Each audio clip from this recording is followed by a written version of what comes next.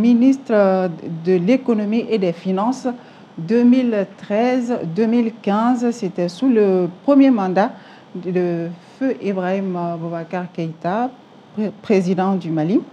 Et en 2017, elle a aussi été nommée commissaire de la Commission de l'Union économique et monétaire ouest-africaine. Mais le point qui nous intéresse dans ce programme, c'est bien sûr son poste de ministre de l'économie et des finances 2013-2015, car c'est de là que découle cette affaire d'achat d'avions présidentiels et d'équipements militaires. Donc tout de suite, première question. En résumé, l'affaire elle est longue, c'était bien avant la transition, mais on va essayer de faire un rappel de cette affaire en résumé et on va aller du côté de M. Tchenou. Merci bien.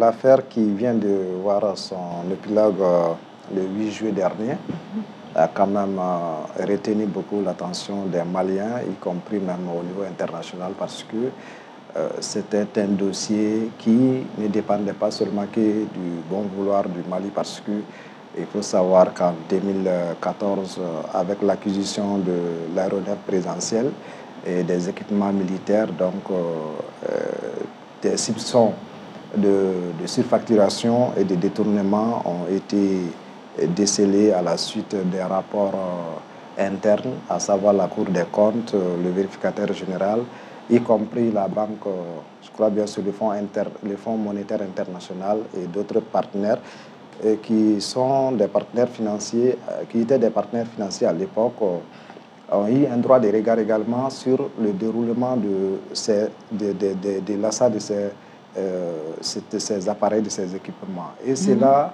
ces observations ont décelé énormément d'écarts qui n'arrivaient pas à être justifiés, d'autant souvent il y avait des pièces justificatives qui manquaient à la fourniture pour justifier effectivement les décaissements de certaines sommes. Donc c'est ce qui a conduit à l'ouverture d'une enquête, je crois bien en 2018, par la justice, et qui avait été suspendue à un moment donné, mais qui a repris en 2020.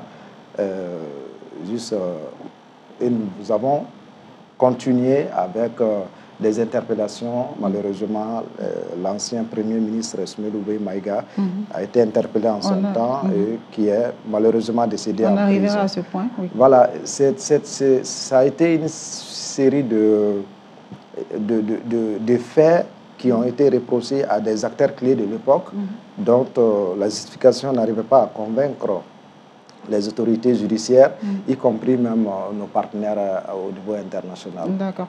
Donc ce procès était attendu et ça a également dénote que la justice doit se donner une certaine crédibilité, l'État doit se donner une certaine crédibilité vis-à-vis de ses partenaires financiers dans le cadre de la bonne gouvernance, j'espère.